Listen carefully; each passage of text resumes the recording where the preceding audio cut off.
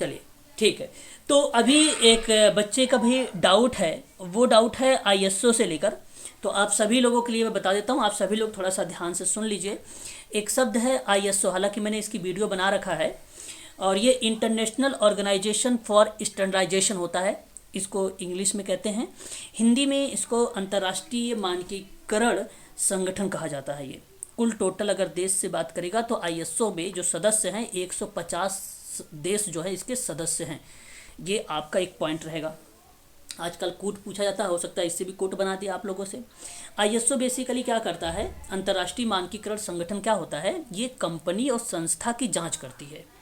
उसमें क्या, जैसे कि गुणवत्ता की जांच करेगी, प्रोडक्ट क्वालिटी की जांच करेगी, क्लाइंट के समाधान करेगी, शुद्धता की बात करती है। इन सारे सिस्टम के लिए जाना जाता है। और इसी के आधार पर जब जांच के बाद, जब जांच हो गई तो जांच के बाद क्या करता है, आईएसओ एक प्रमाण पत्र जारी करता है। ठीक है, अब हम बात करते हैं आईएसओ में ही। तो ये बेसिकली 23, इसकी स्थापना 23 फरवरी 1947 को हुआ है ना। 1947 में जेनेवा स्विट्जरलैंड में हुआ था इसकी स्थापना, ये बात ध्यान रखेंगे। फिर उसके बाद ये आईएसओ जो है ना एक स्वतंत्र संगठन है जो कंपनी या व्यवसाय के द्वारा निर्माण किए जाने वाली उत्पादन और सेवा की गुणवत्ता, सुरक्षा और दक्षता के लिए ये जाना जाता है। ठीक है, अब ये आईएसओ जो होता है बेसिकली जो 9000 वाला है, ये पेपर में आता है आप लोगों से, तो इसलिए आप लोग ध्यान रखेंगे 9000 वाले को। ये क्वालिटी मैनेजमेंट सिस्टम का वर्ग है, ये क्वालिटी मैनेजमेंट का सिस्टम का वर्ग है ये। और ये बेसिकली जारी किया गया था कब, तो याद रखिएगा 1987 में जारी किया गया था ये। एक बात तो ये क्लियर हो जानी चाहिए आप लोगों को। अब ध्यान दो आप सभी लोग, यहाँ जो आईएसओ के बेनिफिट्स होते हैं ना, ये फ़ायदा ये होता है कि एक अंतर्राष्ट्रीय स्तर पर मान्यता प्राप्त हो जाती है, एक बेनिफिट। दूसरा बेनिफिट ये हो जाता है कि पैसे और समय दोनों को बचत हो जाती है, कम लागत की बात हो जाती है, उत्पादकता भी यहाँ पर ज़्यादा होने लगती है, यानी बढ़ जाती है ना। आईएसओ जो होता है प्रमाणित करता है कि कंपनी या मैनेजमेंट सिस्टम निर्माण प्रक्रिया में सेवाएं, दस्तावेज प्रक्रियाओं में सभी चीज़ों को शामिल कर लेती है। एक बेनिफिट ये भी है, साफ सुथरा व्यवहार होने का कारण भी बताती है ये, है ना। उसके बाद व्यापार में शुद्धता की बात करेगी, बढ़ोतरी की बात करती है आईएसओ, ये बेनिफिट्स हैं। फिर आता है टाइप आपका। जब हम टाइप की बात करते हैं तो 9001 से लेकर, आप लोग ध्यान रखिएगा, 9001 से लेकर 2008 था पहले, अब ये हटा दिया गया है, इसको बोलते हैं क्वालिटी मैनेजमेंट। अब ये हटा दिया गया। आप लोगों से पेपर में जो पूछा जाता है, जो मैंने अभी आपको बताया था 9001 से लेकर 2015 वाला, ये है क्वालिटी मैनेजमेंट सिस्टम। हालांकि यहाँ केवल एक शब्द जुड़ गया सिस्टम, यहाँ एक शब्द जुड़ गया सिस्टम, बाकी 9001 से लेकर 2008 तक का ही रिप्रेजेंट होता है। फिर उसके बाद आता है आपका 14001 से 2015 तक, ये आपका होता है इन्वायरमेंटल, क्या होता है, environmental management system, management system. उसके बाद आपका अगर हम बात करें तो आता है 22,000 से लेकर 2005 तक में, ये आता है फूड सेफ्टी, ये आता है फूड सेफ्टी मैनेजमेंट, हाँ म्यूट हो जाइए, management system, food safety management system आता है। फिर आता है 27,001 से लेकर 2013 तक, ये आपका आता है इंफॉर्मेशन सिक्योरिटी मैनेजमेंट सिस्टम। फिर उसके बाद आता है आपका जो है 20,000, फिर आपका आता है 20,000 से लेकर 20,000 एक, केवल ऐसे लिखा रहेगा, ठीक है। ये आता है आईटी सर्विस मैनेजमेंट, ये आता है आपका आईटी सर्विस मैनेजमेंट सिस्टम आपका। फिर उसके बाद आपका एक आता है 5,001, है ना, 5,001, ये आता है एनर्जी मैनेजमेंट, क्या आता है ये, एनर्जी मैनेजमेंट। फिर आपका आता है एक आपका और आता है 29,990, ये आपका लर्निंग सर्विस आती है, learning service for non formal education and training आता है ना, ये ध्यान रखना है। फिर उसके बाद आपका एक लास्ट आता है 10,012, और ये 10,000 जो 12 आता है, ये मेजर मैनेजमेंट सिस्टम होता है, ये क्या होता है, मेजर मैनेजमेंट सिस्टम होता है। ठीक है, ये बात आपको ध्यान रखना है। अब आपको एक और बात ध्यान रखनी है यहाँ पे, मेजर होता है कि मीजर होता है, मीजर एक ही है, एक ही होता है, मापन एक ही होता है। ठीक है, कहीं मेज़र बोला कहीं मीज़र भी बोला जाता है, बात एक ही है। ठीक है, अगर हम बात करें आईएसओ की स्थापना तो आपको मैंने बता दिया है क्या है, 23 फरवरी 1947। दूसरी बात, अच्छा इसका हेडक्वार्टर जेनेवा में है, ये जानते हैं। पहली बैठक कब हुई है, पेपर में पूछा जाता है। 1946। हाँ, पहली बैठक कब हुई है ये बात ध्यान रखेंगे सभी लोग। 14 अक्टूबर 1946। ठीक है, याद रखेंगे आप लोग, ये पहली बैठक को लेकर पूछता है। और ये जो कंपनी संस्था व्यवसाय होता है उसको उद्योग को दिया जाता है ये। ठीक है, ये बात आपको यहाँ पर ध्यान रखनी होगी आईएसओ के संबंध में। बस इतना ही तो काफ़ी है आप लोगों को, इससे ज़्यादा कुछ आने वाला इसमें नहीं है। बाकी आप एक शब्द आप लोगों को मैंने पहले बता रखा है, स्वाट, strength, weakness, opportunity, threats, SWOT, ये आप ध्यान रखिएगा। ये आया कब था, ये आया था 1960 और 70 के दशक में। ठीक है, याद रखेंगे स्वाट भी। और ये इसका श्रेय जाता है अल्बर्ट हेम्फ्री को। किसको जाता है बताइए? अल्बर्ट हाँ, हेम्फ्री। हेम्फ्री। मैंने इसके बारे में भी आप लोगों को बता तो रखा है शायद, जी सर। है ना, ये आपको ध्यान रखना होगा, इसको श्रेय जाता है ये। और इसको हिंदी में ताकत कहा जाता है, कमजोरी कही जाती है, अपॉर्चुनिटीज मतलब अवसर होता है, ट्रेड्स मतलब खतरा होता है ना। ये बात आपको यहाँ पे ध्यान रखनी पड़ेगी। हम लोगों से पेपर में भी यहाँ से प्रश्न देखने को मिल जाते हैं कभी कभी, है ना।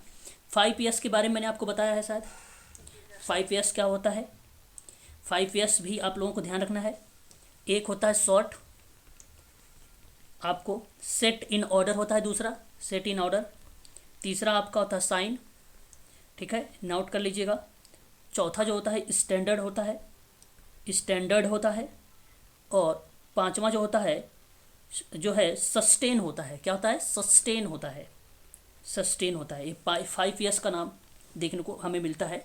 अक्षर 5S, जैसे 4P होता है ना, वैसे 5S भी होता है। ठीक है, और शॉर्ट का मतलब होता है सही चयन। सेट इन ऑर्डर का मतलब होता है सुव्यवस्था। साइन कह लीजिए या क्लीन कह लीजिए, बात दोनों की है, जिसको स्वच्छता कहते हैं। और जो स्टैंडर्डाइजेशन होता है वो बेसिकली मानकीकरण होता है। और जो सस्टेन होता है वो अनुशासन होता है। बेसिकली एक जापानी लैंग्वेज होता है, वो पेपर में नहीं आएगा मुझे जहाँ तक उम्मीद है ना। इस चीज़ों को आप लोग ध्यान रखेंगे। स्पष्ट रहेगा ये बात? एक बार क्लियर कर दीजिए आप लोग। जी सर। हाँ, इन सभी चीज़ों को आप ध्यान रखेंगे, भूलेंगे नहीं, क्योंकि हम लोगों के पेपर में जो है ऐसे प्रश्न बनाए जाते हैं, पूछे भी जाते हैं, है ना। ये यूनिट नंबर जो है आपका जो कवर करता है वो 9 यूनिट जो है उसी का पार्ट है, ये सारी के सारे यूनिट नंबर 9 का पार्ट है ये। ठीक है, सर स्वाट का फुल फॉर्म लिख दीजिए सर। शॉर्ट का यहाँ पे फुल फॉर्म सर जी SORT ना। अच्छा, शॉर्ट, SWOT। स्वाट। SWOT का कोड है सर। अच्छा, जो मैंने अभी लास्ट में आपको बताया है स्वाट। ओके।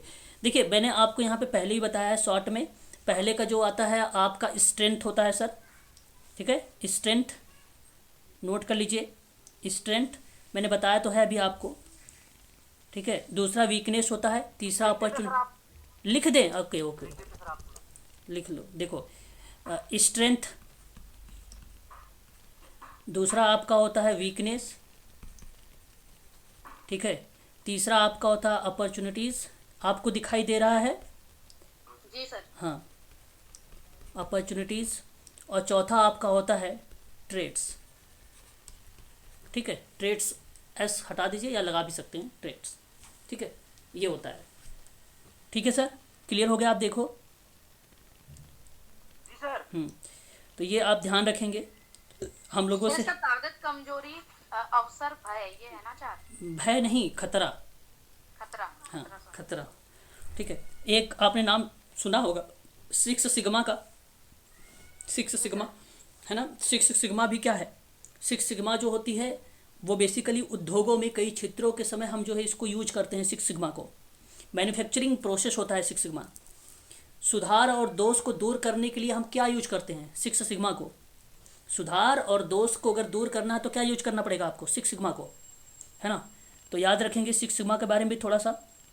6 सिग्मा क्या होता है? बेसिकली एक शुरुआत से होकर अंत तक की एक प्रक्रिया मानी जाती है और ऐसे तथ्य पर आधारित होती है जो दोष को पहचान करके दोष की रोकथाम कर देता है। दोष का मतलब तो समझ ही रहे होंगे आप लोग, है ना। दोष जो निगेटिव चीज़ें आ रही होती हैं उसमें, ठीक है, उसकी बात करता है ये सिक्स सिग्मा। और सिक्स सिग्मा में बेसिकली हालांकि कई लाइनें बताई गई हैं। एक लाइन सिक्स सिग्मा के नाम से जानते हैं। ये बेसिकली एक जिस तरीके से पिरामिड बना होता है मैस्लो का, ठीक उसी प्रकार से ये भी बना होता है। आप लोगों ने देखा भी होगा, मैंने पढ़ाया था आप लोगों को इसके बारे में। तो ये आपका जो नीचे वाला होता है वो येलो बेल्ट होता है, और जो बीच वाला होता है वो ग्रीन बेल्ट होता है। उसके बाद एक यहाँ पर जो होता है वो ब्लैक बेल्ट होता है, और एक लास्ट में जो होता है एमबीबी होता है, ठीक है। इसको हम लोग क्या बोलते हैं, एमबीबी को मास्टर ब्लैक बेल्ट कहते हैं, है ना। अब ये जो येलो बेल्ट होता है नीचे वाला, ठीक है, ये मैनेजमेंट में आप एक जानकार और जिम्मेदार योगदान देते हैं इस वाले बेल्ट में, ठीक है, इस वाले बेल्ट में, येलो बेल्ट में, ठीक है। और उसके बाद फिर आता है ग्रीन बेल्ट। ग्रीन बेल्ट में आप क्या करते हैं कि आप एक परियोजना टीम के जिम्मेदार सदस्य बन जाते हैं। यहाँ पर टीम के सदस्य बन जाते हैं। बात समझ रहे हैं ना आप लोग। पहले प्रक्रिया एक जिम्मेदार की आ रही थी, अब आप एक टीम में सदस्य बन गए हैं। फिर उसके बाद ये आपका आता है ब्लैक बेल्ट।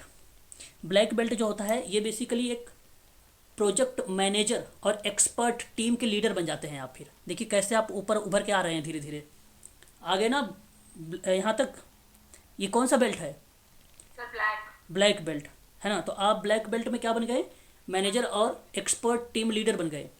फिर आप ऊपर चले गए, एमबीबी में चले गए, मास्टर ब्लैक बेल्ट में। आप यहाँ पर अगर हम बात करें फुल टाइम प्रोजेक्ट लीडर हो गए, फुल एक्सपीरियंस्ड टीम लीडर हो गए, यानी टोटली आप बड़े अनुभवी इंसान बन गए हैं आप यहाँ पे ये एमबीबी में, ठीक है। तो इस तरीके से ये होता है। ये बेसिकली व्यवसाय संचालन और उद्योग के कई क्षेत्रों में ना दोष को जब दूर करते हैं तो सतत तरीके से सुधार करते हैं। तो सिक्स सिग्मा का हम उपयोग मिलाते हैं। बेहतर साझेदारी जैसे बेटर पार्टनरशिप की बात करते हैं तब भी हम यहाँ पर हमें देखने को मिलता है ये, है ना।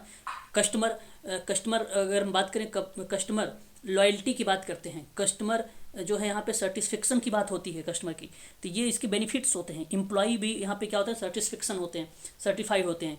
तो ये सारी चीज़ें होती हैं हमारे सामने देखने को मिल जाता है सिक्स सिग्मा में, ठीक है। बहुत इंपॉर्टेंट है सिक्स सिग्मा आप सबके लिए, ठीक है। याद रहेगा ना, बताइए। सर जी। हाँ, तो ISO हो गया, 5S भी हो गया, सिक्स सिग्मा भी हो गया। और कोई डाउट बताइए, बस फिर क्वेश्चन लें। जी सर, कोई डाउट नहीं है सर। चलो अब सर 5PS नियम जो आपने बताया बेसिकली किस में यूज होते हैं? कौन से 5S? हाँ जी। 5S मैम ये भी गुणवत्ता प्रणाली ही होती है। 5S जो है गुणवत्ता प्रणाली ही होती है। ये एक प्रकार से क्वालिटी सिस्टम होता है मैम।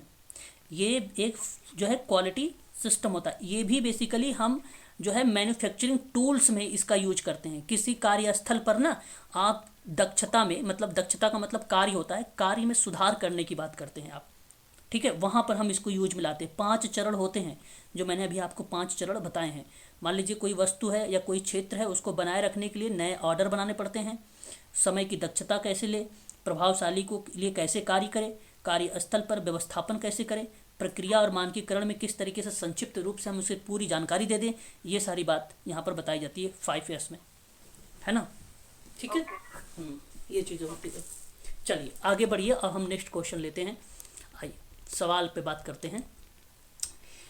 तो ध्यान रखिएगा, क्वेश्चन नंबर हमारे सामने, हालांकि ये पेपर जो है आप लोगों का UGC नेट समाजकारी का है, जून 2014 का है। मैंने 29 तक क्वेश्चंस आप लोगों को करवा दिए हैं। क्वेश्चन नंबर 30 आ गया है हमारे सामने कि जिन वस्तुओं की संख्यात्मक रूप से समान दूरी होती है उन्हें श्रेणीगत करने के लिए जिस मापनी या पैमाने में संख्याओं का प्रयोग किया जाता है तो उसे कहा क्या जाता है। बड़ा अच्छा सवाल है और आप सबको पता होगा।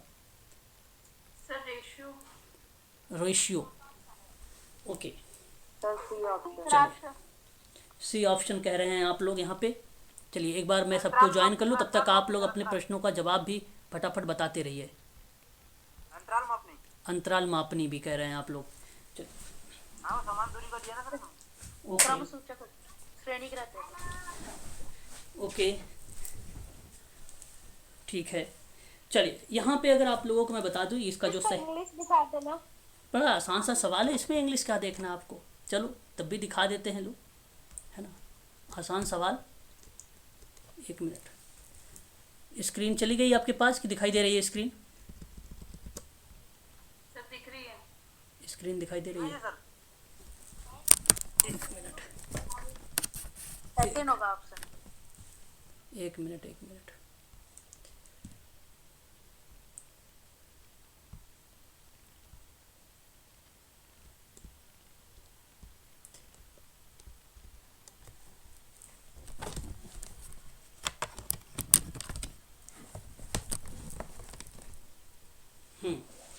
चलिए अब बताइए, ऑप्शन आपने क्या बताया 30 का? सर सी, मैंने तो सी बताया। सी बताया है आपने यहाँ पे, ठीक है। यहाँ क्वेश्चन नंबर जो 30 है इसका सही जवाब जो जाएगा ऑप्शन नंबर सी ही करेक्ट माना जाएगा, इंटरवल। क्या आपका है सी में?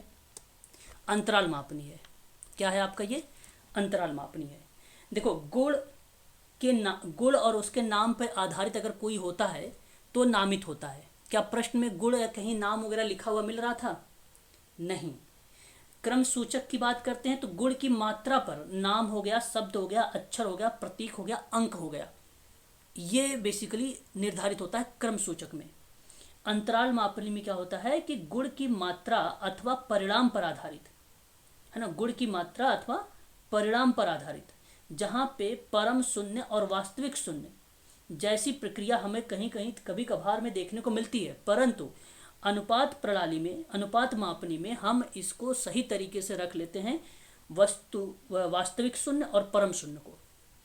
और आपका जब सभी गुणों पर जब दो व्यक्तियों की तुलना हो रही होती है तो ऐसी कंडीशन पर हम लोग क्या लगाते हैं? अनुपात लगाते हैं। प्रश्न कह रहा था कि जिन वस्तुओं को संख्या के रूप में समान दूरी है, मैंने कहा 0, 5, 10, 15, 20, 25, ये समान दूरी बना दिया, आप देख रहे हैं ना।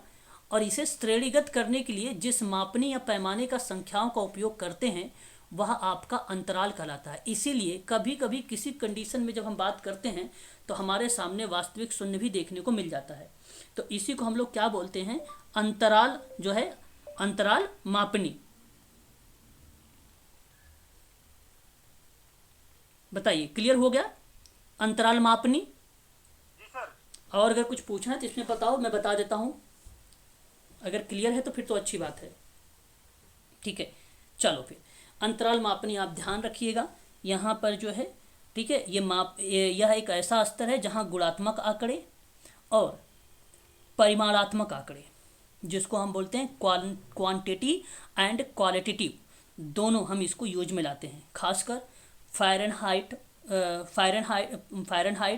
एंड सेंटीग्रेड थर्मामीटर एक मापनी की संयुक्त और एक प्रचलित उदाहरण माना जाता है इसी का। तो एग्जाम्पल पूछेगा फ़ारेनहाइट का, थर्मामीटर का, तो भी अंतराल मापनी का ही पार्ट बनेगा, ठीक है। थर्मामीटर में तापक्रम 980 से लेकर 1080 तक अंकित किए गए हैं, जिसमें जितना अंतर जैसे 990 तथा 1000 के बीच होता है उतना ही अंतर 1040 से लेकर 1050 के बीच के मध्य होता है। जो मैंने आपको यहाँ पे लिखा है, जितना अंतर 0 से लेकर 5 है उतना ही अंतर 5 से लेकर 10 भी है। बात समझ रहे हैं ना? ये चीज़ें हमें देखने को मिलती है। रेशियो में ध्यान रखिएगा, यह निरपेक्ष शून्य बिंदुता पर आधारित होता है। ये बात आपको ध्यान रखना है। पता चले आप अनुपात में लगा देंगे, अंतराल में लगा देंगे तो गलत हो जाएगा। परम शून्य और वास्तविक शून्य पेपर में आया हुआ प्रश्न है, गलत मत करिएगा। क्वेश्चन नंबर 31, लाभार्थियों की वर्तमान समस्या जिस प्रकार से वे उनका अनुभव कर रहे हैं वह मूल्यांकन क्या कहलाता है?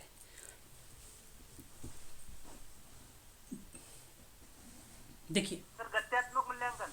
गत्यात्मक मूल्यांकन। चलिए, लाभार्थियों के, शायद आप लोगों ने तुक्का मारा है, ठीक है। तुक्का तो नहीं मारा है ना आप लोगों ने? अगर नहीं मारे है तुक्का तो नहीं ठीक। सर, ये ऑप्शन में सर गतिशील होता ना सर ये। हाँ, अब चलिए जरा ध्यान से सुनिएगा। हेतुकी विज्ञानी रोग निदान, बेसिकली हेतुकी जो विज्ञानी है ना, उसको हम नृजातीय विज्ञान के नाम से भी जानते हैं।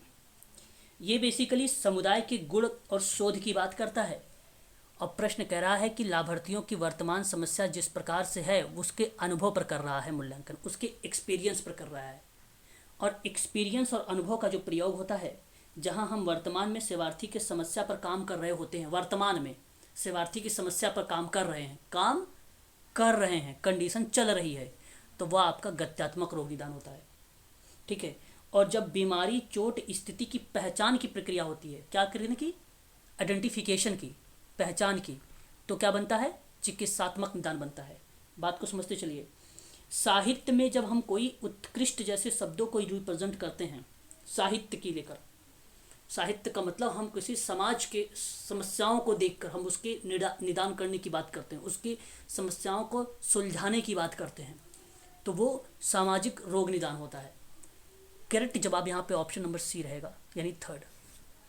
ये आपका करेक्ट रहेगा। बहुत ही सरल सवाल था ये, केवल तो गत्यात्मक को इंग्लिश में क्या बोलते हैं? डायनेमिक कहते हैं, डायनेमिक। ठीक है। सोशल यहाँ पे जो दिया गया है, देखो, डायनेमिक डायग्नोसिस, देख लो, डायनेमिक डायग्नोसिस एक गत्यात्मक थ्योरी है, किसके द्वारा दी गई है, sir Sigmund Freud. Sigmund Freud. एक गत्यात्मक समूह है, किसके द्वारा दिया गया है, dynamic group, Kurt Lewin, Kurt Lewin. ठीक है, याद रखेंगे आप सभी लोग।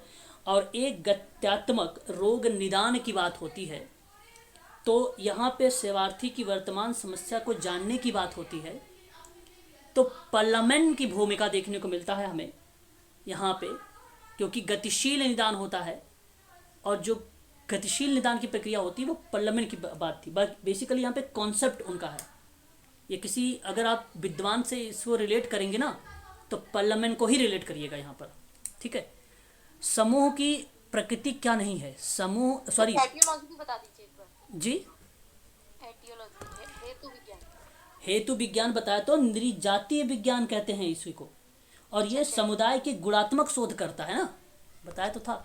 यहाँ पे देखो, समुदाय की प्रकृति क्या नहीं है, समुदाय की प्रकृति क्या नहीं है। अब व्यक्तिवाद नहीं है, देख- व्यक्तिवाद नहीं है। बिल्कुल टी होगा। हाँ, देखो, बहुत बढ़िया जवाब आप लोग दे रहे हैं, है ना। तो एक्टिव हो जाइए, क्योंकि आप लोग एक दूसरे से भी सीखते हैं। कभी कभी आप शायद दूसरे ऑप्शन को लगाते हैं, जैसे कोई अदर पर्सन बोलता है तो आपका माइंड क्लिक कर जाता है, हाँ ये होना चाहिए, है ना। और सही बात है, ये ऑप्शन नंबर डी ही करेक्ट जवाब होता है। सीखते चलिए, बहुत अच्छी अच्छी चीज़ें हैं यहाँ पे। प्रश्न बहुत सरल सरल दिए गए हैं, कोई टफ प्रश्न आपके सामने नहीं है।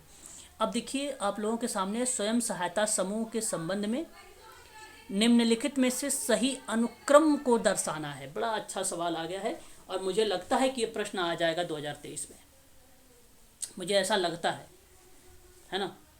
14 मार्च के दिन ऑप्शन थर्ड आएगा पहले, ओके, पहचान करेंगे।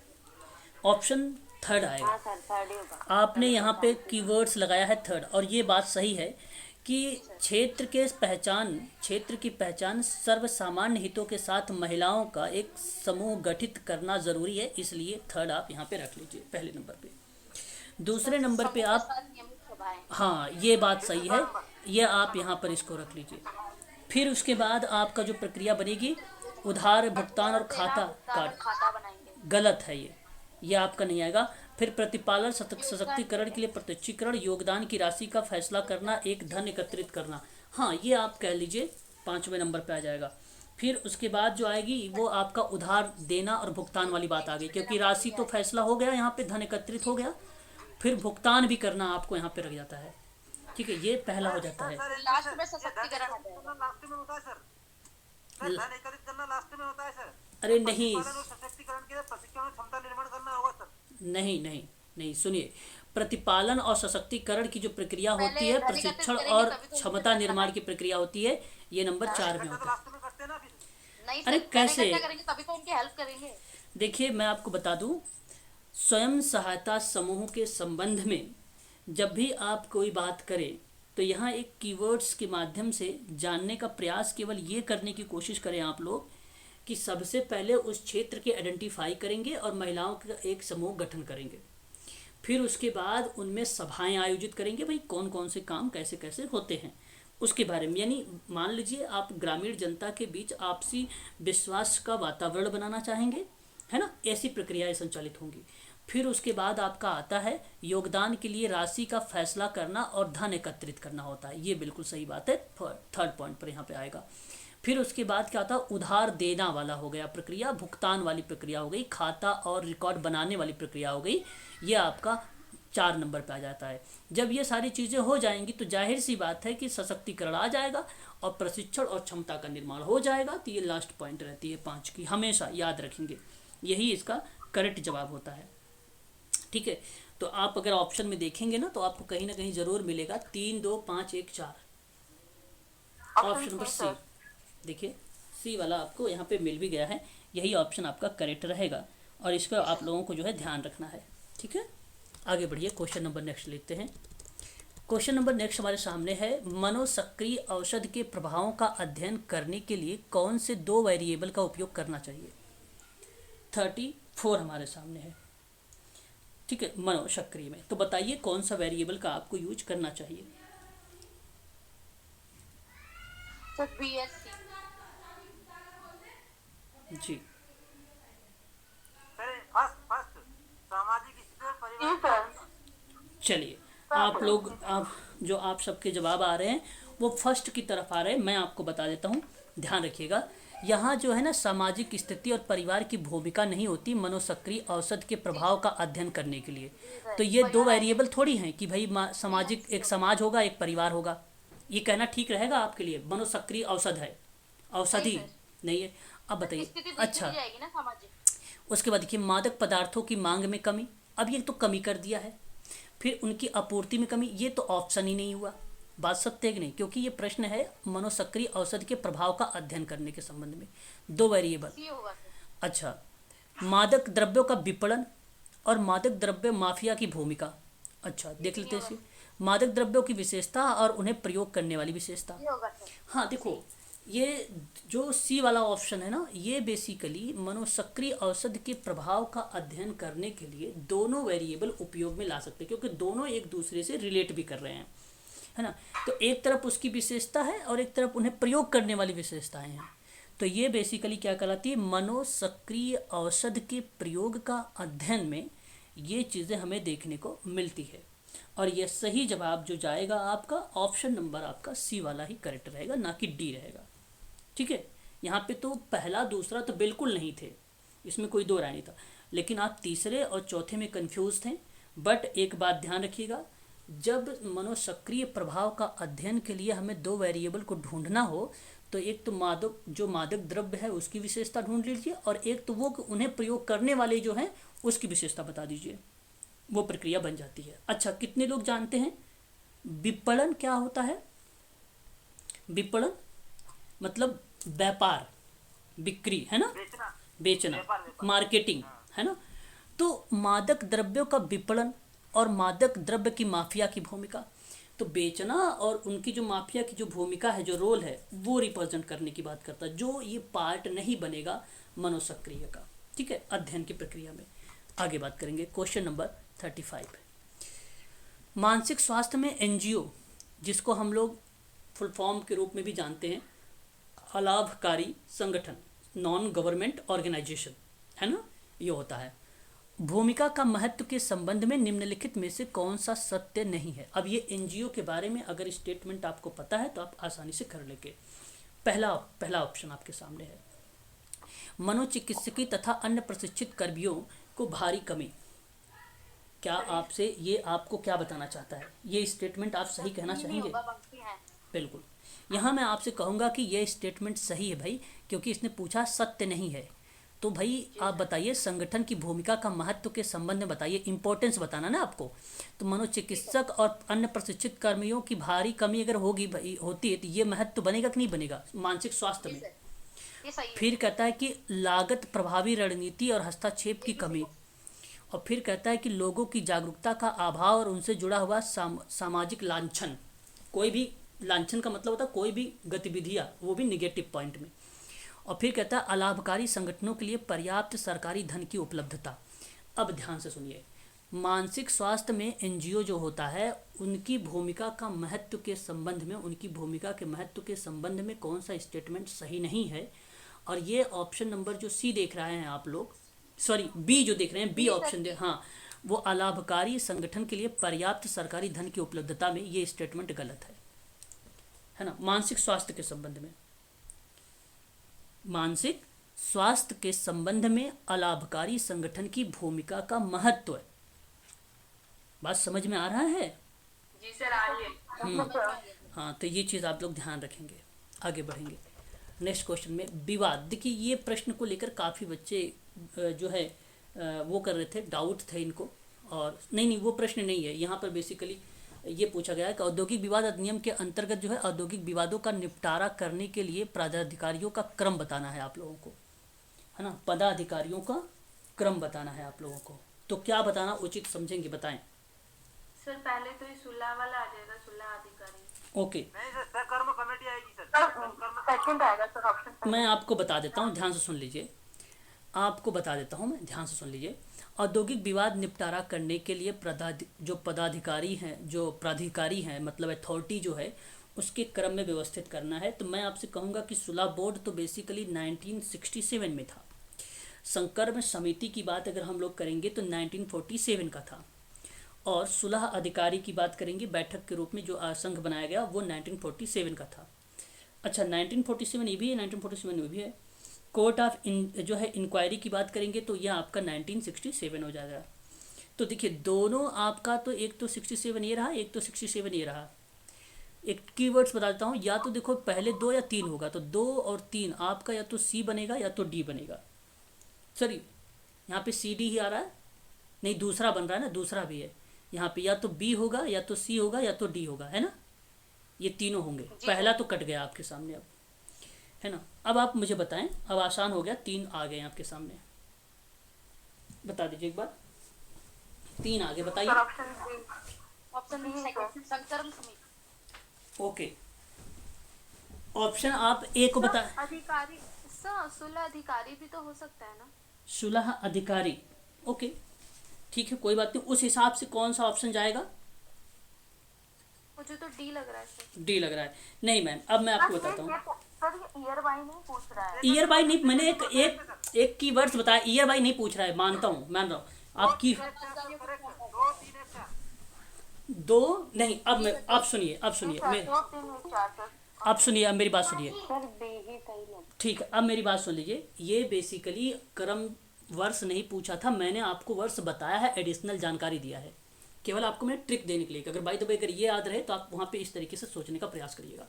सबसे पहले आपका संकर्म समिति, और संकर्म समिति को आप एक बार इंग्लिश भी देख लीजिए ताकि आपको आसान हो जाए कि ये होता क्या है। इसको हम लोग बोलते हैं वर्क कमेटी, इसको बोलते हैं बोर्ड ऑफ काउंसलिंग, या आप यहाँ पर कर सकते हैं बोर्ड कमेटी के रूप में।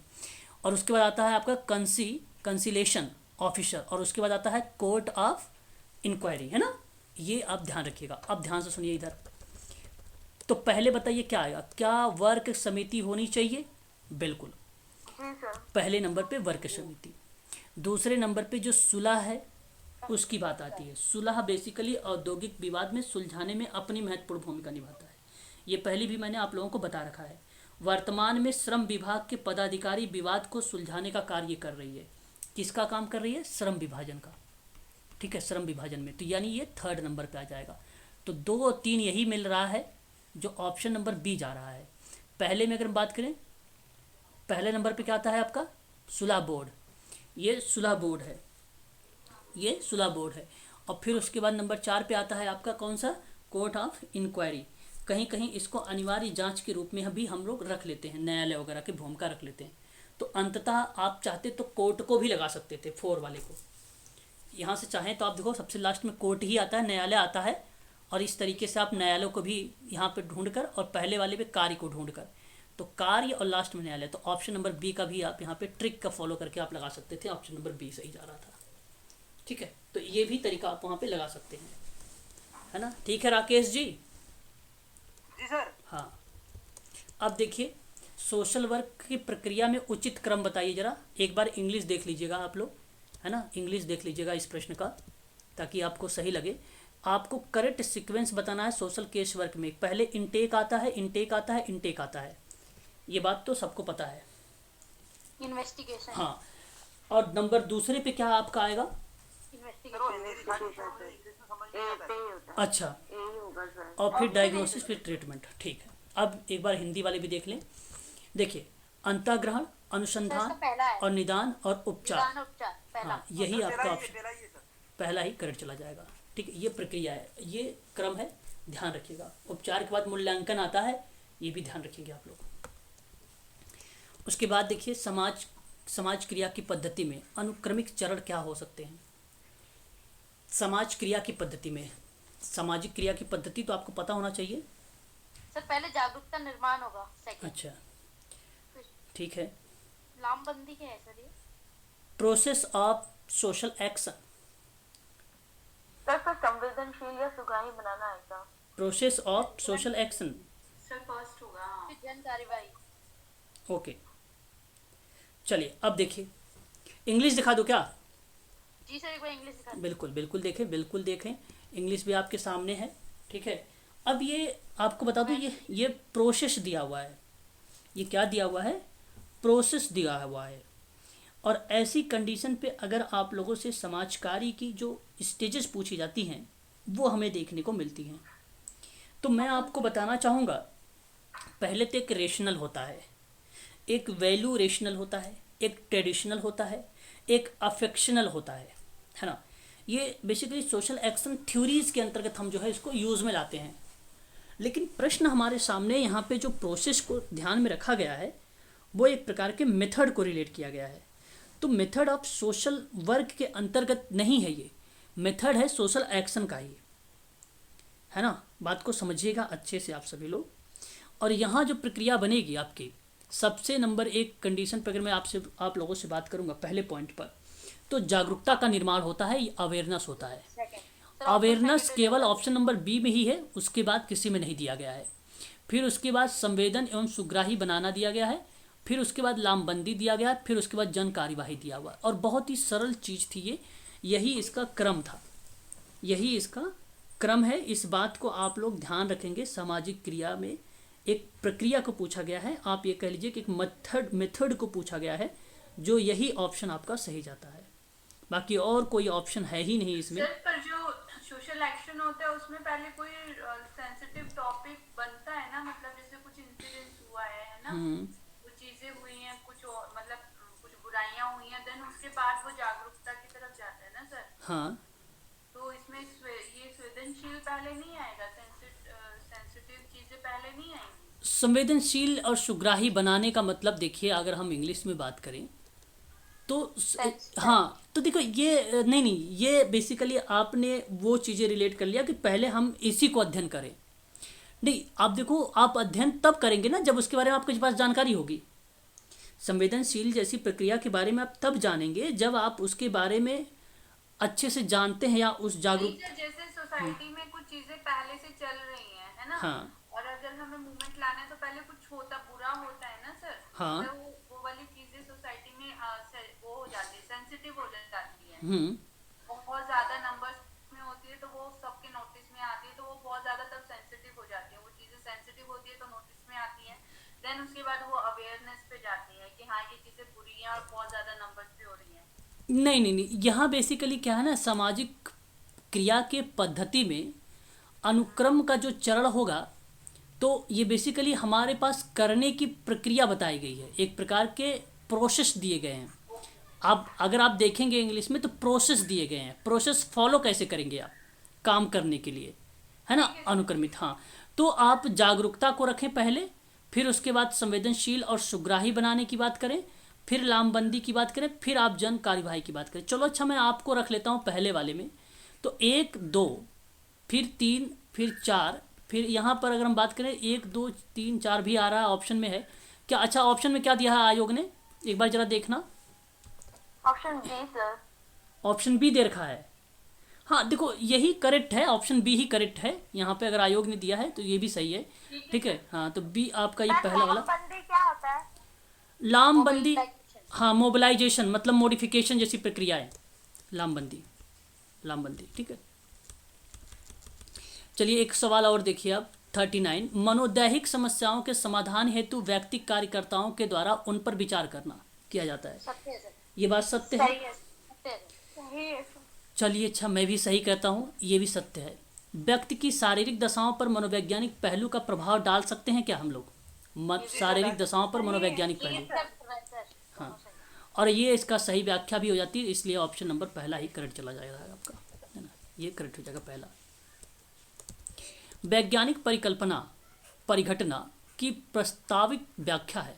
वैज्ञानिक जो होती है ना, वो परिकल्पना परिघटना की प्रस्तावित एक व्याख्या है जिसका अभी भी कड़ाई से परीक्षण करना है। अभी भी कड़ाई से परीक्षण करना है। सही है। सही है, सही है। ठीक है, ये सत्य स्टेटमेंट है ना, ये बात सही है। फिर कहता है कि कार्यकारी परिकल्पना वर्किंग हाइपोथेसिस हो गया। अंतरिम रूप से स्वीकृति परिकल्पना है जिसे आगे और शोध के लिए प्रस्तावित किया गया है। मतलब आगे और भी प्रक्रियाएं इसमें संचालित किया गया है। ये भी सत्य है। तो वर्किंग हाइपोथेसिस व्याख्या नहीं है सर। होगी, बिल्कुल सही बात यहाँ पे रहेगी। परंतु अब बात रही व्याख्या को लेकर। जो ये कारण कह रहा है आपसे कि कार्यकारी परिकल्पना जो है अंतरिम अंतरिम अंतरिम, एक बार इंग्लिश देख लीजिएगा ताकि आपको और स्पष्ट हो जाए क्या चीज़ कह रहा है ये, है ना। जो है, हाँ, प्रपोज्ड है ना, एक्सप्लेनेशन की बात कर रहा है ये, ठीक है। और यहाँ अगर हम बात करें एक्सप्लेनेशन की, तो ये जिक्र जो हो रहा है हमारे सामने, व्याख्या नहीं करेगा सर। हाँ, तो ये बन रहा है स्वीकृति की परिकल्पना में, जिसे एक्सेप्टेंस, यानी अगर हम बात करें आप लोगों से, तो अनुमोदन की प्रक्रिया में आगे और शोध के लिए प्रस्तावित किया गया है। और ये बात सही है। तो क्या ये आगे जो प्रस्तावित किया गया है, क्या ये वैज्ञानिक परिकल्पना परिघटना के रूप में प्रस्तावित हो रही है, जिसकी अभी भी कड़ाई से परीक्षण करना है। अभी भी कड़ाई से परीक्षण करना है। व्याख्या नहीं करेगा ना सर। एक मिनट देखिए, वहाँ पे साइंटिफिक हाइपोथेसिस की बात है, यहाँ पे वर्किंग हाइपोथेसिस की बात है। देखिए ये साइंटिफिक हाइपोथेसिस इज, ये जो है वर्किंग हाइपोथेसिस, ठीक है, ये प्रोविजनली एक प्रकार से एक्सेप्टेड है, प्रपोज्ड फॉर द वैलिडेशन, है ना। देखिए अब समझिए थोड़ा सा इस प्रश्न को। कार्यकारी परिकल्पना अंतरिम रूप से स्वीकृत है ना। प्रोविजनली की जो बात होती है ना, वो अंतरिम होती है। स्वीकृति परिकल्पना है, एक्सेप्टेंस हाइपोथेसिस है। और ये कह रहा है कि आगे ना शोध के लिए प्रस्तावित किया जाएगा, और ये बात सही है। तो जो ये आगे किया जा रहा है वर्किंग हाइपोथेसिस, तो क्या ये साइंटिफिक हाइपोथेसिस में आपकी प्रक्रिया नहीं संचालित होगी, वैज्ञानिक परिकल्पना परिघटना में प्रभावित होगी, जिसकी अभी भी कड़ाई से परीक्षण है। तो ये चीज़ें आपको इसमें यूज़ में लाई जाएगी, ठीक है। ये ऑप्शन आपका सही जाएगा, बी वाला। ए आर दोनों करेक्ट है और ये करेक्ट एक्सप्लेनेशन है। अब आप ये समझ रहे थे कि वैज्ञानिक एक हाइपोथेसिस दिया गया था और एक दिया गया था वर्किंग हाइपोथेसिस। इसमें हो गए थे कंफ्यूज आप लोग। मैं बता देता हूँ, दिक्कत मत लीजिए। देखिए जो वर्किंग, यहाँ पे जो कार्य परिकल्पना थी, वर्किंग हाइपोथेसिस थी, वो वर्किंग हाइपोथेसिस कह रही है आपसे कि ये आगे और काम किया जाएगा इसमें, ठीक है। और ये काम तब आगे होगा जब यहाँ पे वैज्ञानिक विधि लागू होगी, और वैज्ञानिक विधि जब लागू होगी तो जाहिर सी बात है उस परीक्षण में कड़ाई होती है। और ये परिभाषा वैज्ञानिक परिकल्पना की जो बता रही है, ये कार्यकारी परिकल्पना की परिभाषा है। वर्किंग हाइपोथेसिस तो भाई जाहिर सी बात है नियम लगते हैं, रूल लगते हैं, वरना एरर आ जाते हैं। और जब एरर आ जाते हैं तो फिर वहाँ पे नल हाइपोथेसिस वगैरह बनने लगती है। तो इसलिए कड़ाई है, और ये क्रिया होती है इसमें। अगर ये काम कड़ाई से नहीं करोगे तो जाहिर सी बात है कि यहाँ पे एरर होंगे, और एरर हो जाएंगे तो फिर वो देखने को मिलते हैं। एक आप लोगों को अल्टरनेट हाइपोथेसिस मिलता है, एक नल हाइपोथेसिस मिल जाता है फिर। तो इस वजह से इसने कड़ाई की बात यहाँ पे की है। और ये बात तब होती जब वैज्ञानिक, वरना वैज्ञानिक विधि लगाओगे नहीं फिर तो आप, और जब लगाओगे नहीं तो कार्यकारी हाइपोथेसिस गलत हो जाएगी आपकी, है ना। तो ये आपका व्याख्या होगा, ऑप्शन नंबर बी सही रहेगा। कुछ कार्य सर होगा उसके बाद ही उसकी मतलब वैज्ञानिक, मतलब जो भी टास्क करेंगे, है ना, जो भी आप टास्क करेंगे उस टास्क में ये चीज़ें इन्वॉल्व रहेंगी, है ना। दोनों सर डिपेंडेंट है ना सर एक दूसरे पे चलते हैं। हाँ, दोनों एक डिपेंडेंट ना कह लिए, पूरक हैं एक दूसरे के दोनों, है ना, एक दूसरे के दोनों पूरक हैं, ठीक है। हाँ, चलिए आगे बढ़ते हैं, और भी सवालों के बारे में थोड़ा सा जानकारी हम लेते हैं जी। सर एक बार वर्किंग हाइपोथेसिस बता दीजिए ना। वर्किंग हाइपोथेसिस क्या होती है, मैंने आप लोगों को पहले ही बता रखा, एक बार वीडियो बना रखा मैंने, देख लेना। वर्किंग हाइपोथेसिस का परीक्षण होता है ना। वर्किंग हाइपोथेसिस जो होता है उसका परीक्षण किया जाता है, और जो नल हाइपोथेसिस होता है उसका भी परीक्षण होता है, ठीक है। लेकिन जब हम बात करते हैं कि नल हाइपोथेसिस गलत हो गई, आपकी वर्किंग हाइपोथेसिस गलत हो गई, तब वहाँ पर आपको कौन सी हाइपोथेसिस लग जाती है? अल्टरनेट हाइपोथेसिस लग जाती है, कार्य परिकल्पना लग जाती है ना। अच्छा, ऑटोमेटिक वो एक्सेप्ट हो जाता है अल्टरनेट। हाँ, फिर अल्टरनेट जो होता है वो ऑटोमेटिक वहाँ पे लग जाता है, ठीक है, हाइपोथेसिस वहाँ पे। तो ये टाइप है, एक बार वहाँ से जाके देख लेना, मैं आपको अच्छे से सभी लोगों को बता रखा है वर्किंग हाइपोथेसिस क्या होती है और नल हाइपोथेसिस क्या होती है, वो बढ़िया समझ में आप लोगों को आएगा, है ना। तो ध्यान रखेंगे इसके बारे में। चलिए आगे बढ़ते हैं और भी सवाल देख लेते हैं तब तक। देखिए, जनजातीय लोगों बिखरे या छितरे हुए निवास स्थान में रहते हैं, क्या ये बात सही है? सही है बात। बिल्कुल सही बात है। अन्य समाजों की तुलना में जनजाति समाज विलग है। विलग का मतलब क्या होता है? अलग है मतलब दूर है। नॉर्मल लाइफ से दूर है ना सर। ओके, मतलब अलग है, हाँ, पृथक है, बिल्कुल सही बात। तो अगर हम बात करें कि भाई जाहिर सी बात है कि जो अन्य समाज की तुलना में जनजाति समाज है वो सेपरेट है, तो ये भी सत्य है, ये भी सही है, बात तो सही हो गया। तो यानी दोनों ऑप्शन करेक्ट हो जाएंगे, ऑप्शन नंबर पहला करेक्ट हो जाएगा, है ना, ध्यान रखेंगे।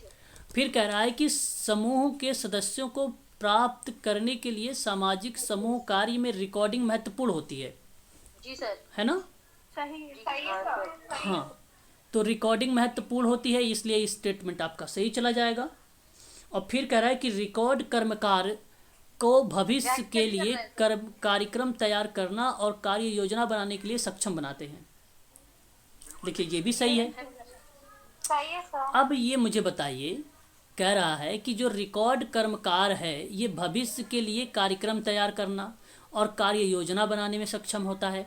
तो बताइए क्या ये बात समूह के उद्देश्यों से प्राप्त करने वाले जो सामाजिक समूह कार्य हैं उनके रिकॉर्डिंग में ये महत्वपूर्ण होगा बात? बिल्कुल। तो इसलिए आपकी जो, हाँ, तो ऑप्शन नंबर जो सी वाला है, देखो व्याख्या वाला है, इसलिए ऑप्शन नंबर सी को लगाइए यहाँ पे, है ना। चलिए एक और सवाल देखें यहाँ पे, बहुत इंपॉर्टेंट आर्टिकल है, इसको आप लोग ध्यान रख के जाइएगा क्योंकि पेपर में हम लोगों से हो सकता है। कौन सा क्वेश्चन आ गया? अभी कोई क्वेश्चन छूट गया क्या? नहीं सर, हो गया सारे? ओके ऊपर का होता है ना 43। ओके, 43 आ गया। चलिए बताइए, प्रश्न आपके सामने दिया गया है, तो आप जरा मुझे बताइए। पहला पॉइंट है, कार्य की न्यायोचित तथा मानवीय स्थितियों मात्र हित का प्रावधान कौन से अनुच्छेद में दिया गया है? क्या? 42, बिल्कुल सही बात, यहाँ पे 42 आ जाएगा। और फिर कार्य का अधिकार, शिक्षा का अधिकार, कुछ मामलों में सार्वजनिक सहायता का अधिकार, तो आप 41 नहीं कहेंगे? 41 कहेंगे। शिक्षा का अधिकार, कुछ मामलों में सार्वजनिक सहायता, तो 41 आता है। कर्मकारों के लिए जीवन निर्वाह मजदूरी की बात होती, बड़ा सरल है, आपको पता होना चाहिए, 43। और ग्राम पंचायत तो सबसे ज़्यादा सरल है, 40। तो यहाँ पर आप बता दीजिएगा, पहले का 3 गया है, दूसरे का 2, पहले का 3, दूसरे का 2, ऑप्शन नंबर 3 में दिया गया है ना, ये सही चला जाएगा। हाँ, देखिए ये सवाल है आपके सामने, फटाफट मैच कर दीजिए। न्यूनतम मजदूरी अधिनियम 48, प्रसूति पर सुविधा अधिनियम 61, बगान अधिनियम, हाँ 1951, व्यवसाय संघ अधिनियम 26। ऑप्शन चला जाएगा आपका कौन सा यहाँ पर? बी, ठीक है। ये देख लीजिए, बड़ा अच्छा सवाल आ गया आपके सामने। AITU मैंने पढ़ाया है, all India trade union Congress. तो ये बताइए, सेकंड हो जाएगा सर कांग्रेस। ये बताइए ये किसको रिप्रेजेंट कर रहा होता है? क्या CPM को रिप्रेजेंट करता है? Communist party? गलत है सर, हैं? पहला ऑप्शन गलत हो जाएगा। कैसे गलत हो जाएगा? कांग्रेस को करेगा ना। कांग्रेस को करता है, ओके। और भी लोग बताने चाहेंगे? भाई CPM को ही तो है ये, सीपीएम सही होगा। सही तो यही है, कम्युनिस्ट पार्टी मार्क्सवादी तो लोग इसी में हैं, इसी में लोग चीज देखो, सॉरी ये गलत युग में पूछा है भाई, गलत है, ये गलत है, ये गलत है। हाँ गलत है, हाँ ये गलत युग में है, ठीक है, ये गलत है। तो ये बेसिकली आपको किसको रिप्रेजेंट करना चाहिए, अगर करना चाहिए तो इसको, अच्छा पहले इसको देख लेते हैं। पहले देखो INTUC है, ये क्या है आपका IN क्या हो जाता है, ये Indian national trade union Congress हो जाता है ये ना, INTU, सेकंड सही है। हाँ ध्यान रखेंगे ये। तो ये जो है ये किसको रिप्रेजेंट करता है, Indian national trade union Congress, ये रिप्रेजेंट करता है national trade union in India को। ये किसको रिप्रेजेंट करता है, मैं नोट कर देता हूँ यहाँ पे, आप नोट कर लीजिएगा, national trade union in India, ठीक है, और national trade union in India स्थापना 1947 में, ठीक है, और इंटरनेशनल ट्रेड यूनियन के अंतर्गत ये चीज़ें हमें देखने को मिलती है। तो यह जो जिक्र होता है कांग्रेस से, है ना, ये सही है, ये क्या है, ये सही है, कांग्रेस से, ये बात क्लियर हो रही है ना। और जो ANITUC है, जो ये all India trade union Congress है, ये आया था 31 अक्टूबर 1920 को, 31 अक्टूबर 1920 को। और ये रिप्रेजेंट किसको करता है, ये बेसिकली अगर हम बात करें तो थ्रेड्स मुंबई लाला लाजपत राय का है ना, उन्हीं के द्वारा ये हाँ उन्हीं के अंतर्गत आया है। तो इसलिए CPM जो है आपका यहाँ पे गलत हो जाएगा। CPM का मतलब होता है कम्युनिस्ट पार्टी मार्क्सवादी, इसलिए ये आपका गलत हो जाएगा।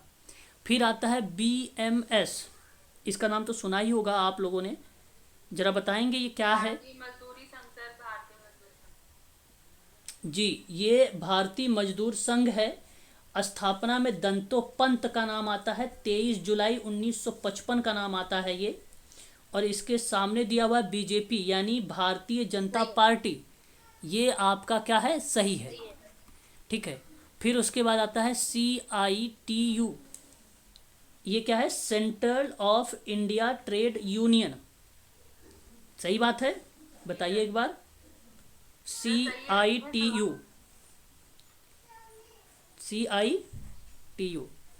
तो यहाँ अगर जब हम बात करते हैं तो ये किसको रिप्रेजेंट करता है, क्या CPI को, ये basically central of India trade जो है ना, ये किसको रिप्रेजेंट करता है, ये आपको कम्युनिस्ट पार्टी को रिप्रेजेंट करता है।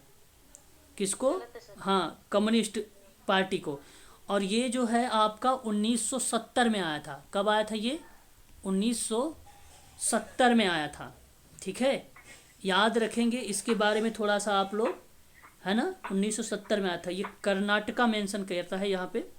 सबसे बड़ा अगर कोई ट्रेड यूनियन है तो भारत के केंद्रीय ट्रेड यूनियन संगठन है जो CTUO है, ओ है, सबसे बड़ा यही है, ठीक है, नोट कर लीजिएगा इसको। चलिए तो CITU है ना। हाँ तो मैं एक अलग से बता रहा हूँ ना आपको, हाँ उसको नोट कर लीजिए, CTU या CTUO केंद्रीय ट्रेड यूनियन संगठन, ठीक है, ये है। क्लियर हो गया, एक बार बता दीजिए सभी लोग। हो गया। अब कब में आया था CTU? अब आपको मैं बताता हूँ, रुक जाइए, यहाँ पर सारी चीज़ें एक बार। CTU जो है ये आया था बेसिकली 2011 के साथ मानदंडों में आया था, निर्धारित हुआ था 2011। अब यहाँ पे मैं एक चीज़ बहुत इम्पोर्टेंट बताने चल रहा हूँ, उसको आप लोग थोड़ा सा ध्यान दीजिएगा, है ना, इम्पोर्टेंट है।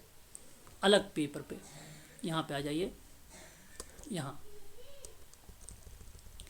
ध्यान से सुनिएगा, एक नोट करिएगा कॉपी में, AICCTU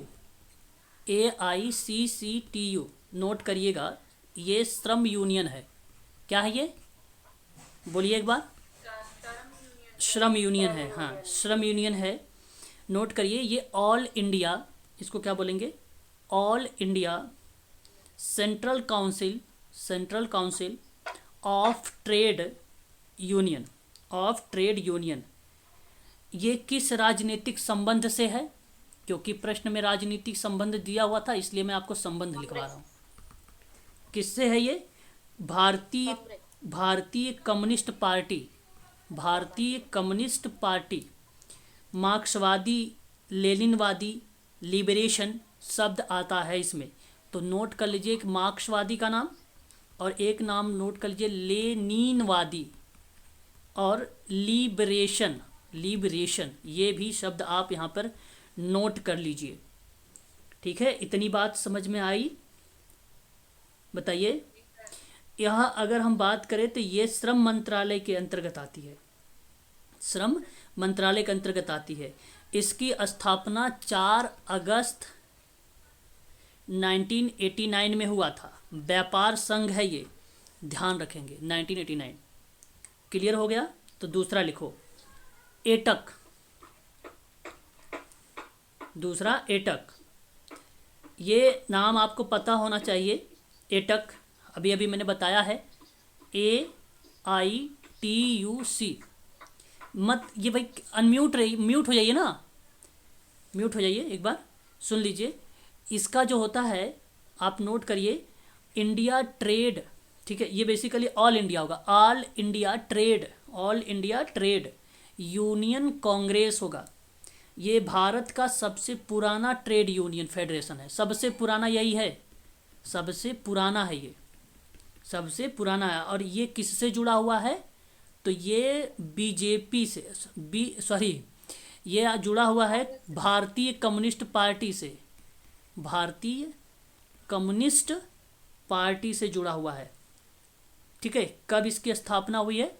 31 अक्टूबर 1920 में इसकी स्थापना हुई है। ठीक है, ये हो गया क्लियर? बता दीजिए एक बार, क्लियर हो गया? हाँ, अब नेक्स्ट लिखिए, आता है तीसरा AIUTUC, नोट कर लीजिएगा, बहुत इंपॉर्टेंट है। ये है अखिल, इसको अगर हम बात करें अखिल भारतीय संयुक्त ट्रेड है, इसको इंग्लिश में कहेंगे all India United trade union centre. लिख पा रहे हो सभी लोग कि बस ऐसे ही सुन रहे हो बस? ठीक, यूनाइटेड ट्रेड यूनियन सेंटर है ना भाई, मेहनत, हाँ मेहनत कर रहा हूँ इसलिए थोड़ा सा आप लोग भी साथ दीजिएगा, है ना। हाँ, तो ये अगर हम इसकी बात करते हैं तो ध्यान रखिएगा ये किससे जुड़ा हुआ है। तो ये जो जुड़ा हुआ है भारत के केंद्रीय ट्रेड यूनियन संगठन के रूप में है। तो ये सोशलिस्ट यूनिटी से जुड़ा हुआ है। किससे जुड़ा हुआ है ये? हाँ, socialist unity centre of India, socialist unity centre of India, bracket में कर लीजिएगा कम्युनिस्ट, एक श्रमिक विंग है उससे जुड़ा हुआ है ये। ठीक है, और इसकी स्थापना की बात करते, बेसिकली ये ना यूनाइटेड ट्रेड जो यूनियन कांग्रेस है उसकी विभाजन हुआ है, उसका विभाजन हुआ। तो ये बेसिकली 26-27 अप्रैल, 26 लिख लीजिए या 27 लिख लीजिए, सन 1958 में इसकी स्थापना हुई थी, 1958 में इसकी स्थापना हुई थी। ठीक है, और प्रारंभ में अगर हम बात करें UTUC के नाम से इसको उपयोग में लाया जाता था, है ना, स्टार्टेड में। बाद में इसके नाम जो है परिवर्तित हुए थे, यूनाइटेड ट्रेड यूनियन सेंटर रखा गया इसी का। तो ये नाम परिवर्तित जब हुए तो ध्यान से सुन लीजिएगा, यहाँ पर एक और इसी में पॉइंट नीचे करके लिखिएगा, वो आप ऐसे कर लीजिए, नोट कर लीजिएगा नीचे। ठीक है, हाँ, UTUC, ठीक है, UTUC United trade union centre, नई दिल्ली में 1985 में इसका नाम बदल दिया गया था, नाम बदल दिया गया था। ठीक है, और ध्यान से सुनिए, ये 1985 में। अब देखिए, हाँ 1985 में। अब देखिए 27 मार्च 2008, नोट करिए 27 मार्च 2008, इसी के अंतर्गत 27 मार्च 2008 को दिल्ली में आयोजित एक संगठन हुआ 19वें नंबर पे अखिल भारतीय सम्मेलन में। कौन से सम्मेलन में? अखिल भारतीय सम्मेलन में। 2008 में। उसमें नाम बदल कर इसका ऑल इंडिया क्या कर दिया गया, all India United trade union centre कर दिया गया। तो इंडिया UTUC की मंजूरी दे दी गई थी। ठीक है, हाँ ये आप ध्यान रखेंगे। अध्यक्ष शंकर साहा हैं, शंकर दास गुप्ता महामंत्री। ठीक है, बस इतनी बात इसमें आप ध्यान रखें, बहुत है आप सबके लिए। ठीक है, अखिल भारतीय संयुक्त ट्रेड यूनियन केंद्र। ठीक है, किससे रिलेटेड था, socialist unity centre of India communist से। अब एक नोट करिए, BMS भारतीय मजदूर संघ, नोट कर रहे हैं। इसकी स्थापना 23 जुलाई 1955 को हुई थी। 23 जुलाई 1955 को हुई थी। ठीक है, अब इसके बारे में अगर हम बात करें, ये इसका संबंध किससे है, तो आप बताइए, राष्ट्रीय स्वयं सेवक संघ से है। राष्ट्रीय स्वयं संघ से है। ठीक है, चलिए उसके बाद लिखिए C2। क्या लिखेंगे आप, C2 के बारे में बात करें तो ये आपका जो है भारतीय ट्रेड यूनियन का केंद्र माना जाता है C2 को। और C2 भारत का एक राष्ट्रीय स्तर पर ट्रेड यूनियन नाम से जाना जाता है C2 को। और इसकी आप ध्यान रखेंगे, इसकी स्थापना 1970 में हुई थी। कहाँ हुई थी, 1970 में हुआ था। ठीक है, 1970 में। और याद रखिएगा 1970 में इसका संबंध किससे बनेगा, C2 से, centre of Indian trade union है C2, है ना। हाँ, अब इसका संबंध किससे होगा, भारतीय कम्युनिस्ट पार्टी मार्क्सवादी से होगा, है ना। हाँ, भारतीय कम्युनिस्ट पार्टी मार्क्सवादी से होगा। ठीक है, उसके बाद कितने हुए, 5 हुए कि 4, बताइए। 5 हो गए। एक लिखिए HMS हिंद। C2 की फुल फॉर्म क्या बताई थी आपने? अरे भाई, अभी तो बताया तो हूँ C2 का, centre of Indian trade union. Central of Indian trade union. अब लिखिए जरा MS के बारे में, सॉरी HMS के बारे में लिखिए, हिंदू मजदूर सभा। ये संबंध बेसिकली सोशलिस्ट पार्टी से बहुत कम रखता है, लेकिन ध्यान रखिएगा, पहले तो आप इसका गठन लिखिए, 1948 का है, 29 दिसंबर 1948 का है।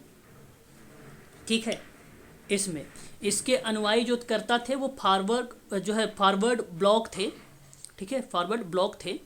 संस्थापक अगर हम बात करें, बशावान सिंह, अशोक मेहता, ठीक है, ये सारे लोग थे इसमें। तो 29 दिसंबर 1948 का हुआ था ये, इसकी स्थापना। और इसका राजनीतिक संबंध नहीं है, इसका अंतर्राष्ट्रीय संबंध है। और ये अंतर्राष्ट्रीय जो संबंध, देखिए ध्यान से सुनिएगा, अंतर्राष्ट्रीय संबंध इसका world federation of trade union से है। आप नीचे कर लीजिएगा अंतर्राष्ट्रीय संबंध। ठीक है, अंतर्राष्ट्रीय व्यापार परिसंघ से है, व्यापार संघ परिसंघ से है, परिसंघ से है। अच्छा, अंतर्राष्ट्रीय में आपका एक और आता है जो अखिल भारतीय है ना, वो भी अंतर्राष्ट्रीय से भी जुड़ा हुआ है, वो भी जुड़ा हुआ है world federation of trade union से। ठीक है, और world federation of trade union से एक और जुड़ा हुआ है, वो है C2। ठीक है, दो जैसे मैंने भी पढ़ा है ना, एक अंतर्राष्ट्रीय होता है, एक राजनीतिक होता है। तो राजनीतिक तो मैं बता ही रहा हूँ आपको। आपने C2 तो भारतीय कम्युनिस्ट का हाँ, वो तो मैम राजनीतिक संबंध है ना, मैंने कहा कि अंतर्राष्ट्रीय संबंध भी बनते हैं। तो केवल अंतर्राष्ट्रीय संबंध जो है ना world federation of trade union का, वो एक जुड़ा हुआ है अखिल भारतीय से है, एटक से है, और एक आपका जो है ना उससे जुड़ा हुआ है C2 से। ठीक है, अंतर्राष्ट्रीय संगठन। और जो यहाँ पे मैंने अंतर्राष्ट्रीय ये संबंध बताया है अभी यहाँ पे, वर्ल्ड जो है अंतर्राष्ट्रीय व्यापार संघ परिसंघ वाला, ये जुड़ा हुआ है HMS से। समझ में आ रहा है ना कि खिचड़ी तो नहीं हो रही ना? सर आ रहे हाँ, ध्यान से बता दीजिएगा, अगर नहीं दिक्कत अगर होगी तो ये समय है आपके पास जो है, अभी मैं इसको करेक्ट करके बता भी सकता हूँ, है ना। ध्यान रखेंगे। उसके बाद आता है ईटक। ईटक आता है। ईटक में बेसिकली अगर जब बात हम करते हैं तो Indian national trade union Congress, इसको ईटक कहते हैं, है ना। इसकी स्थापना 3 मई 1947 को हुई थी। 3 मई 1947 को हुई थी। ठीक है। इसका मुख्यालय नई दिल्ली में है, भारत में है ये। ठीक है। इसका संबंध अगर हम बात करें तो अंतर्राष्ट्रीय व्यापार संघ परिसंघ से भी है, एटक का भी। ठीक है। एटक का इसका जो है आचार्य JB कृपलानी जो है ना, राष्ट्रीय कांग्रेस के अध्यक्ष थे और इन्होंने ही इसकी स्थापना की थी। इन्होंने ही इसकी स्थापना की थी ईटक का। ठीक है भाई। हाँ, इसको आप लोग ध्यान रखेंगे, हो सकता है हम लोगों से ऐसे पेपर में देखने को मिल जाए, है ना। तो अंतरराष्ट्रीय संबंध बताया था जो था अंतरराष्ट्रीय। हाँ, अंतर्राष्ट्रीय संबंध में अगर हम बात करते हैं ईटक का तो अंतर्राष्ट्रीय व्यापार संघ परिसंघ से है। और अगर राजनीति संबंध बताएंगे ना तो राजनीति में आपका नाम आ जाता है यहाँ पे भारतीय राष्ट्रीय कांग्रेस का। भारतीय राष्ट्रीय कांग्रेस का इसका नाम आ जाता है। और अंतर्राष्ट्रीय में किसका नाम आता है? अंतर्राष्ट्रीय व्यापार परिसंघ का। तो अभी तक आप लोगों को मैंने अंतर्राष्ट्रीय में 4 नाम बताए हैं बस। और एक राजनीतिक संबंध में जो नाम मैंने छोड़ा है आप लोगों से, एक नाम मैंने छोड़ा है, वो है HMS को छोड़ा है, हिंदू मजदूर सभा वाला छोड़ा है ना। याद रख, देखो मेहनत कर रहा हूँ, ये गलती अभी मैं आप लोगों से मंगवाऊंगा फोटो इसका। ठीक है। हाँ, ध्यान से। हाँ, नेक्स्ट बात करते हैं। एक आता है LPF, इसको भी ध्यान से सुन लीजिए। LPF जो होता है ये बेसिकली लेबर प्रोग्रेसिव फेडरेशन है। ये लेबर प्रोग्रेसिव फेडरेशन है। ये तमिलनाडु, भारत का तमिलनाडु में स्टार्ट हुआ था। ये एक ट्रेड यूनियन फेडरेशन है। ये तमिलनाडु में स्टार्ट हुआ था। ये किया था तमिलनाडु पार्टी ने। तमिलनाडु पार्टी द्रविड़ जो है मुनेत्र, तमिलनाडु पार्टी द्रविड़ मुनेत्र। ठीक है, मुनेत्र पार्टी। ठीक है, ये आप ध्यान रखिएगा। मुनेत्र कड़गम नाम आता है, कड़गम। ठीक है। और इसकी स्थापना कब हुई थी? 1969 में हुआ था। 1969 में हुआ था। 1969 में हुआ था। समझ में आ रहा है ना? 1969 में। और इसका केवल तो राजनीतिक संबंध है ये, बस ये राजनीतिक वाला संबंध है, अंतर्राष्ट्रीय वाला संबंध नहीं है इसमें। ठीक है, याद रखिएगा। एक आपने नाम सुना होगा सेवा, पेपर में आता भी होगा सेवा। एक मिनट, सेवा SEWA, सेवा। तो ये जो है स्वयं नियोजित महिला संघ है। तो यानी सेल्फ, ठीक है, सेल्फ नियोजित का मतलब क्या होगा? इवैल्यूएट, है ना, मूल्यांकन वाली प्रक्रिया या प्लानिंग वाली, नियोजन वाली, है ना। और फिर उसके बाद आ जाएगा वुमेन एसोसिएशन। हाँ, सेल्फ, आप ना एम्पावरमेंट कर लीजिए, स्वरोजगार, सेल्फ एम्पावरमेंट वुमेन एसोसिएशन। ठीक है, इंग्लिश में लिख लीजिए, है ना। और ये इसकी स्थापना जो है 1972 में हुआ था। अहमदाबाद इसका मुख्यालय है। ठीक है। और ये जो है ट्रेड यूनियन है जो सबसे कम आय वाली मानी जाती है। ये सबसे कम आय वाली है। ये सबसे कम आय वाली है ये। तो इस सेवा की स्थापना 1972 में तो हुआ था। श्रमिक वकील थे एक इला भट्ट, क्या नाम था उनका? इला भट्ट। ठीक है, ये आप ध्यान रखेंगे इला भट्ट के बारे में। और ये अंतर्राष्ट्रीय जो है ये राजनीतिक संबंध नहीं भारत का, ये अंतर्राष्ट्रीय संबंध रखता है। इला भट्ट क्या थी इसकी? संस्थापक थी। और ये जो है अंतर्राष्ट्रीय व्यापार संघ परिसंघ, इसका जो है अंतर्राष्ट्रीय संबंध है, राष्ट्रीय संबंध नहीं है इसका। राष्ट्रीय राजनीतिक संबंध नहीं है। हाँ, राजनीतिक संबंध नहीं है भारत उसमें, लेकिन अंतर्राष्ट्रीय संबंध है इसका। ठीक है। हाँ, एक आता है UT, बस खत्म होने वाला है, UTUC, ये याद रखिए, ठीक है। ये यूनाइटेड ट्रेड यूनियन कांग्रेस है, यूनाइटेड ट्रेड यूनियन कांग्रेस है ना। भारत में एक केंद्रीय ट्रेड यूनियन संगठन है ये भारत में, ठीक है। इसकी स्थापना 1949, मुख्यालय इसका कलकत्ता में है, ठीक है। इसका जो अगर हम बात करें राजनीतिक रूप से तो ध्यान रखिएगा यूनेशरी, ठीक है, ये नोट कर लीजिए। सोशलिस्ट पार्टी से जुड़ा हुआ है, सोशलिस्ट पार्टी से जुड़ा हुआ है, ठीक है। सोशलिस्ट पार्टी से ये जुड़ा हुआ है, ठीक है। अशोक घोष जो है ना इसके महासचिव हैं, अशोक घोष जो है इसके महासचिव हैं। 1 मई 1949 को ये जो है कलकत्ता में इसको स्थापित किया गया था, कलकत्ता में। और एक अखिल भारतीय श्रम सम्मेलन हुआ था, वहाँ पर उन्होंने किया था, उस सम्मेलन में किया था, ठीक है।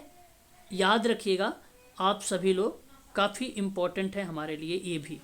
और इसका जो है राजनीतिक संबंध है, अंतर्राष्ट्रीय संबंध नहीं है। तो जो राजनीतिक संबंध वो किससे है, तो यहाँ पे तो आपने लिखा ही है रिवॉल्यूशनरी सोशलिस्ट पार्टी करके, तो आप हाँ ठीक है, इसको हम लोग कह सकते हैं क्रांतिकारी ना, हाँ क्रांतिकारी, ठीक है। तो ये भी आप कह लीजिए क्रांतिकारी समाजवादी पार्टी। फिर उसके बाद आपने एक बताया तो ये कोलकाता में सर क्या ईयर आएगा सर कोलकाता का? 1949 का ही तो ईयर आएगा मैडम। सर एक और आपने बताया था सर, वो पूरा बताया है। वो मैंने 1 मई 1949 वो रहता है आपका, है ना, वो आपका ईयर रहेगा करेक्ट वाला। बाकी सर ये इसका पूरा नाम एक बार बताएं दोबारा। United trade union Congress, Congress. एक केंद्रीय ट्रेड यूनियन संगठन में भारत का केंद्रीय है। केंद्रीय और राज्य तो समझ ही रहे होंगे आप ना, एक केंद्रीय है, केंद्रीय। अच्छा एक और देखिए अब आप बताइए TU, ठीक है, यहाँ पे लिखता हूँ TUCC, ये जो है ट्रेड यूनियन समन्वय क्या बोलेंगे, कोऑर्डिनेशन सेंटर। ये जो है भारत का केंद्रीय ट्रेड यूनियन संघ ये भी है। और इसकी स्थापना सन 1970 में हुई थी, 1970 में हुआ था, 1970 में हुआ था। मुख्यालय नई दिल्ली में है, भारत में है, ठीक है। ये चीज़ आप ध्यान रखेंगे यहाँ पे इसके बारे में। और ये किससे संबंधित है, राजनीतिक रूप से अगर ये जुड़ा हुआ है तो अखिल भारतीय फॉरवर्ड, क्या नाम होगा, फॉरवर्ड ब्लॉक से जुड़ा हुआ है, फॉरवर्ड ब्लॉक से ये जुड़ा हुआ है, ठीक है। और ये फॉरवर्ड ब्लॉक के ट्रेड यूनियन नेता जो यूनाइटेड ट्रेड यूनियन कांग्रेस से संबंधित था, किससे संबंधित था, यूनाइटेड ट्रेड यूनियन कांग्रेस से संबंधित था। बस, तो मैंने आप लोगों को कुल टोटल कितने बता दिए अब जी? 1 मिनट से 1 मिनट बता रहे हैं। हाँ सर 11 हो गए, 11 हुए होंगे। हाँ वो एक परिवर्तन वाला आपने हाँ ज्यादा सर जोर दिया 11 वो हो गए। हाँ नहीं परिवर्तन वाला हटा के 11। 11 हो गए हैं, 11 सी बात सही है, 11 है ही है, 11 है, इसलिए मैंने 11 का सारा बता दिया है ना, 11 है। तो इसलिए आप लोग हाँ ये ध्यान रखिएगा, बहुत इम्पोर्टेंट। जाते जाते हम लोगों ने आज की जो क्लास में था ये बड़ी अहम जानकारी थी जो मैंने आप लोगों से शेयर किया है। पेपर में आप लोगों से एक प्रश्न इससे तय है कि पूछे जाएंगे, है ना। तो आज के लिए बस इतना ही आप लोग रखिए। भारत में जो ट्रेड यूनियन थे इनको आप ध्यान रखिएगा, भूलिएगा मत। पेपर में अभी आप लोगों ने देखा है, इससे प्रश्न आए हुए थे तो मैंने आप लोगों से यहाँ पर जिक्र कर दिया है, ठीक है। तो अभी हम आधे घंटे जो है 1 घंटे बाद यानी 8:30 बजे से क्लास स्टार्ट करेंगे, ठीक है, ठीक, ओके।